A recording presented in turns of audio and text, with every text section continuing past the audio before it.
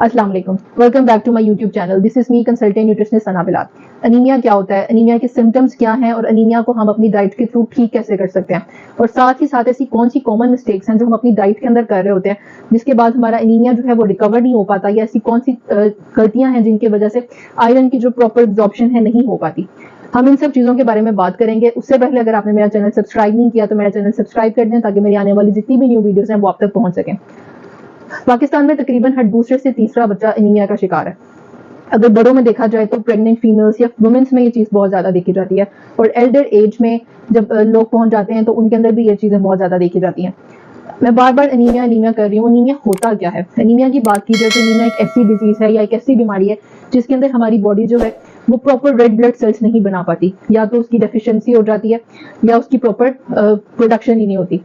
इसके पीछे बहुत सी रीजन हो सकती हैं, या तो आपका ब्लड लॉस हो जाए उसकी वजह से भी हो सकता है ये, या आपकी प्रॉपर बॉडी के अंदर एबिलिटी ही नहीं है कि वो रेड ब्लड सेल्स को बना सके, या इसके अलावा रेड ब्लड सेल्स की डिस्ट्रक्शन हो जाए उसकी वजह से भी एनीमिया हो जाता है। अब अगर इसकी टाइप्स की बात की जाए तो इसकी बहुत सारी टाइप्स हैं, लेकिन मोस्ट कॉमन टाइप जो इसमें देखी जाती है वो है iron deficiency anaemia. Red blood cells जो है इसके अंदर प्रोटीन होता है, और वो प्रोटीन जो है उसको हम हीमोग्लोबिन कहते हैं। हीमोग्लोबिन जो है वो आयरन से बनता है, जिसका काम होता है कि आपकी पूरी बॉडी के अंदर ऑक्सीजन रिच ब्लड जो है उसको पूरी बॉडी के अंदर वो सर्कुलेट करता है। अब इसके अलावा और भी टाइप्स होती हैं। एक फोलेट डेफिशिएंसी एनीमिया हो जाता है, और इसके अलावा एक विटामिन B12 एनीमिया होता है। जिस सिम्टम्स की बात की जाए तो इसके अंदर फटीग आ जाती है, स्किन का कलर जो है वो येलो हो जाता है, पेल हो जाता है, थकावट महसूस होना शुरू हो जाती है, कई दफा सांस लेने में प्रॉब्लम होती है। आप लोग एक सांस में सीढ़ियाँ नहीं चढ़ सकते, सीढ़ियाँ चढ़ते हैं तो बहुत ज्यादा सांस फूल जाता है, थकावट होती है, सांस उखड़ना शुरू हो जाता है। इसी तरह से फिर आपकी जो टंग है ये स्वेल कर जाती है, माउथ के जो साइड्स होते हैं यहाँ पे जख्म होना शुरू हो जाते हैं, या यहाँ पे स्वेलिंग हो जाती है।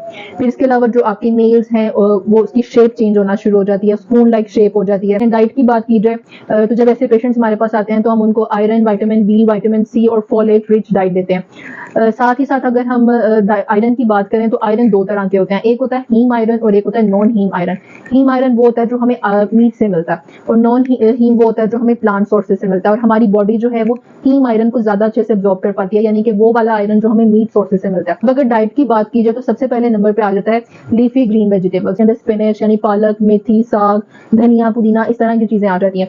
इसके अंदर आयरन का बहुत अच्छा सोर्स है, ये नॉन हीम आयरन का स्पेशली बहुत अच्छा सोर्स है। आपकी अगर आप इसके साथ में विटामिन C रिच डाइट लेते हैं तो आपकी एब्जॉर्प्शन ज्यादा हो जाती है, आपकी एब्जॉर्प्शन बढ़ जाती है, आपकी स्टमक के अंदर एब्जॉर्प्शन इंक्रीज हो जाती है। अगर आप इसके साथ में बेल पेपर्स, ऑरेंज जूस या ऑरेंजेस का इस्तेमाल करते हैं तो आपके लिए ज्यादा फायदेमंद होगा। जो पालक है उसके अंदर ऑक्सलेट्स की क्वांटिटी बहुत ज्यादा होती है। ऑक्सलेट जो है वो आयरन के साथ बाइंड बना लेता है, और बाइंड बनाने के बाद वो प्रॉपर एब्जॉर्प्शन नहीं हो पाती आयरन की, इसलिए इसके साथ में विटामिन C का इस्तेमाल अगर किया जाए तो इससे इसकी एब्जॉर्प्शन जो है वो इंक्रीज हो सकती है। दूसरे नंबर पर आ जाता है meat and poultry. Meat and poultry की बात की जाए तो इसमें गोश्त वगैरह आ जाता है, और ये हीम आयरन का बहुत अच्छा सोर्स है। इसका बेहतरीन इस्तेमाल ये है कि अगर आप इसको किसी वेजिटेबल के साथ, यानी कि जो नॉन हीम आयरन सोर्सेज हैं, अगर आप उसके साथ इस्तेमाल करें तो ये ज्यादा बेहतर हो सकता है। थर्ड नंबर पे आ जाता है लीवर। लीवर की बात की जाए तो लीवर अक्सर लोग खाने में पसंद नहीं करते, लेकिन अगर इसमें आयरन देखा जाए तो आयरन की क्वांटिटी इसमें बहुत ज्यादा अच्छी होती है, स्पेशली ये हीम आयरन का बहुत अच्छा सोर्स है। इसके अंदर फोलेट की क्वांटिटी भी बहुत अच्छी है। अगर और ऑर्गन मीट्स की बात की जाए तो इसके साथ में किडनी यानी कि गुर्दे, और स्पेशली जो बीफ टंग होती है वो बहुत अच्छा आयरन का सोर्स है। फोर्थ नंबर पे आ जाता है सी फूड। सी फूड की बात की जाए तो बहुत अच्छा आयरन का सोर्स है। कुछ फिशेज के अंदर, स्पेशली जो शेल फिशेज होती हैं उसके अंदर आयरन की क्वांटिटी बहुत ज्यादा पाई जाती है, लेकिन सार्डिनस एक ऐसी किस्म है जिसके अंदर कैल्शियम का सोर्स भी बहुत ज्यादा होता है। तो अगर कैल्शियम आयरन के साथ लिया जाए तो वो उसके साथ बाइंड बना लेता है और प्रॉपर एब्जॉर्प्शन नहीं हो पाता। नेक्स्ट आ जाता है फोर्टिफाइड फूड्स। फोर्टिफाइड फूड्स जो है वो मार्केट में बहुत ज्यादा अवेलेबल है, जिसमें आयरन की क्वांटिटी बहुत ज्यादा अच्छी होती है। स्पेशली इसमें ऑरेंज जूसेस आ जाते हैं, सीरियल्स, आजकल तो ऐसे राइसेस भी आ रहे हैं जिसके जो फोर्टिफाइड हुए होते हैं। नेक्स्ट आ जाते हैं बीन्स। अगर बीन्स की बात की जाए तो बीन्स बहुत अच्छा नॉन हीम आयरन सोर्स है, जिसमें किडनी बीन्स आ जाते हैं, सोया बीन्स, ब्लैक आई बीन्स आ जाते हैं, इसी तरह से पीज आ जाते हैं, ब्लैक बीन्स आ जाते हैं। अगर आप इसको हीम आयरन के साथ मिक्स करके खाते हैं तो ये आपके लिए ज्यादा फायदेमंद होगा। नेक्स्ट आ जाता है nuts and seeds. Nuts and seeds की बात की जाए तो ये आपके लिए बहुत अच्छा आयरन का सोर्स है। इसको आप सैलेड्स में भी इस्तेमाल कर सकते हैं। पंपकिन सीड्स, सनफ्लावर सीड्स, इस तरह से कैश्यू नट्स, पिस्ताशियोस बहुत अच्छा आयरन का सोर्स है। रोस्टेड फॉर्म में चाहे आप इस्तेमाल करें या नॉन रोस्टेड फॉर्म में इस्तेमाल करें, आयरन की क्वांटिटी दोनों में ठीक बराबर होगी। स्पेशली अगर हम एलिमेंट्स की बात करें तो एलिमेंट्स जो है वो भी आयरन का बहुत अच्छा सोर्स है, लेकिन इसके अंदर कैल्शियम की क्वांटिटी बहुत ज्यादा पाई जाती है। ऐसी कौन सी चीजें हैं जिसके इस्तेमाल से हमारी बॉडी के अंदर आयरन की प्रॉपर एब्जॉर्प्शन नहीं हो पा रही है? सबसे पहले नंबर पे तो आ जाता है आयरन और कैल्शियम। आपने आयरन और कैल्शियम को एक साथ नहीं लेना। जब आप आयरन और कैल्शियम को एक साथ लेते हैं तो आपकी बॉडी के अंदर आयरन जो है वो कैल्शियम के साथ बॉन्ड बना लेता है और आपकी बॉडी के अंदर वेस्ट हो जाता है। मिसाल इसके लिए बेस्ट तरीका ये होता है कि आपके इन दोनों डाइट्स के अंदर कम से कम 6 घंटे का वक्फा लाजमी होना चाहिए।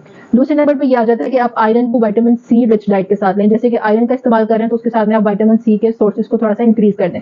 आप उसमें ऑरेंज जूस ऐड कर सकते हैं, स्ट्रॉबेरीज ऐड कर सकते हैं, बेल पेपर्स ऐड कर सकते हैं। अगर आप विटामिन सी को इंक्रीज कर देंगे तो आपकी एब्जॉर्प्शन जो है वो ज्यादा अच्छी हो सकती है। इसी तरह से आपने ऐसी बेवरेजेस का इस्तेमाल नहीं करना जो कि आपकी आयरन को ब्लॉक कर देती है, आपकी आयरन की प्रॉपर एब्जॉर्प्शन नहीं होने देती। एक तो उसमें कॉफी आ जाती है, टी आ जाती है, एग आ जाता है, और ऐसी डाइट आ जाती है जो कि ऑक्सलेट रिच डाइट। आयरन को बीटा कैरोटीन के साथ इस्तेमाल करें, इससे भी आयरन की एब्जॉर्प्शन जो है वो इंक्रीज हो जाती है। अब बीटा कैरोटीन के अगर सोर्सेज की बात की जाए तो इसमें बीट रूट आ जाता है, इसी तरह से इसमें बेल पेपर्स आ जाते हैं, रेड पेपर्स आ जाती हैं इसमें, और साथ ही साथ एप्रिकॉट्स आ जाते हैं। ये बहुत अच्छा बीटा कैरोटीन का सोर्स है, तो आप अगर इसके साथ में इसको इस्तेमाल करें तो आपकी आयरन की एब्जॉर्प्शन जो है वो इंक्रीज कर जाएगी। फिर इसी तरह से अगर आप नॉन हीम आयरन को हीम आयरन के साथ मिक्स करके इस्तेमाल करें तो आपके लिए ज्यादा फायदेमंद हो सकता है। वैरायटी ऐड करें, आप हीम आयरन में भी वैरायटी लेके आए और नॉन हीम आयरन की भी वैरायटी लेके आए। यानी कि अगर आप प्लांट सोर्सेज से ले रहे हैं या दूसरा मीट सोर्सेज से ले रहे हैं तो आप इसमें वैरायटी ऐड करें। कभी फिश सोर्सेज से आप ले रहे हैं, इसी तरह से कभी आप वेजिटेबल से लें, लीफी वेजिटेबल से लें, कभी आप बीन्स की सूरत में लेना शुरू कर दें, आप वैरायटी ऐड करें। नेक्स्ट ये आ जाता है कि आप फोलेट और विटामिन B12 रिच डाइट का भी साथ में इनटेक करें। आप सप्लीमेंट्स की सूरत में भी ले सकते हैं, आप डाइट की सूरत में भी ले सकते हैं। नेक्स्ट ये कि आप कोशिश करें कि आप वेजिटेबल्स को कुक्ड फॉर्म में इस्तेमाल करें। कुक्ड फॉर्म में ये होता है कि उसकी आयरन जो है वो, उसकी एब्जॉर्प्शन जो है वो इंक्रीज कर जाती है। मिसाल के तौर पे एक एक्सपेरिमेंट किया गया, उसमें देखा गया कि ब्रोकली जो है अगर आप उसको अनकुक्ड फॉर्म में खाते हैं तो उसमें आयरन की एब्जॉर्प्शन जो है तकरीबन 6% तक होती है, लेकिन अगर आप उसको कुक्ड फॉर्म में कंज्यूम करते हैं तो उसकी एब्जॉर्प्शन जो है वो इंक्रीज कर जाती है और वो 30% तक पहुंच जाती है। होप सो मेरी आज की वीडियो आपको अच्छी लगी होगी। किसी भी तरह की कोई क्वेरी हो तो आप लोग मुझे व्हाट्सएप कर सकते हैं। Thank you for watching. Allah Hafiz.